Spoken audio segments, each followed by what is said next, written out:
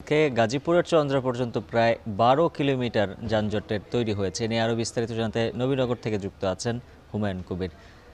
হুমায়ুন, জানাবেন হঠাৎ করেই যানবাহনের চাপ তো বেড়ে গেছে, কি বলছেন সংশ্লিষ্টরা? আর এই চাপ কমাতে কোনো উদ্যোগ চোখে পড়লো কিনা?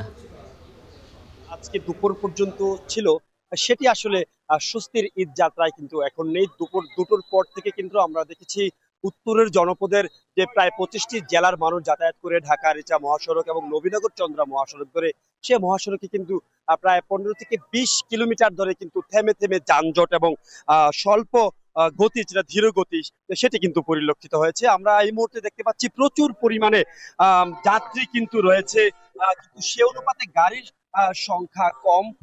সেই অনুপাতে গাড়ির সংখ্যা কম এবং যাত্রী সংখ্যা অনেক বেশি, এবং প্রায় সেই সাভার বাস স্ট্যান্ড থেকে শুরু করে 20 মাইল, নবীনগর, পল্লী বিদ্যুৎ, বাইপাইল মোড়, পলাশবাড়ি, চন্দ্রা পর্যন্ত কিন্তু থেমে থেমে যানজট রয়েছে, জনজট রয়েছে। বিশেষ করে যে স্টপেজ গুলো থেকে বাসে ওঠানামা করা হচ্ছে যাত্রী, সেই জায়গাগুলোতে কিন্তু প্রচন্ড রকমের যানজট পরিলক্ষিত হয়েছে। এবং এই যানজটের পাশাপাশি দুপুরের পর থেকে যে যাত্রীদের অভিযোগ ভাড়ার মাত্রা, সেটি কিন্তু 2 গুণ 3 গুণ ভাড়া নেওয়া হচ্ছে, এমন অভিযোগ কিন্তু যাত্রীরা করছেন। আজকে একটু জানিয়ে যাচ্ছি, শিল্পাঞ্চল সাভার আশুলিয়ার 20 ভাগ কারখানা কিন্তু গত 2 দিন আগে ছুটি হয়েছিল, আজকে কিন্তু শতভাগ কারখানা ছুটি হয়েছে, ফলে কিন্তু যাত্রীর চাপ বেড়েছে দুপুরের পর থেকে।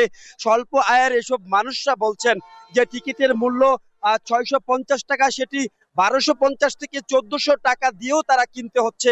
এবং মূল যেসব কাউন্টার রয়েছে, কাউন্টার গুলিতে গেলে আসলে টিকিট নেই এমন কথা কিন্তু বলা হচ্ছে, সিট বুক হয়ে গেছে। কারণ কাউন্টার গুলি কিন্তু সরকার বেঁধে দেওয়া মূল্যে টিকিট বিক্রি করার চেষ্টা করছে। এখানে কালোবাজারি যারা রয়েছেন, বাইরে টিকিট বিক্রি করছেন, তারা তাদের কাছ থেকে কিন্তু চড়া মূল্যে টিকিট সংগ্রহ করে এখানকার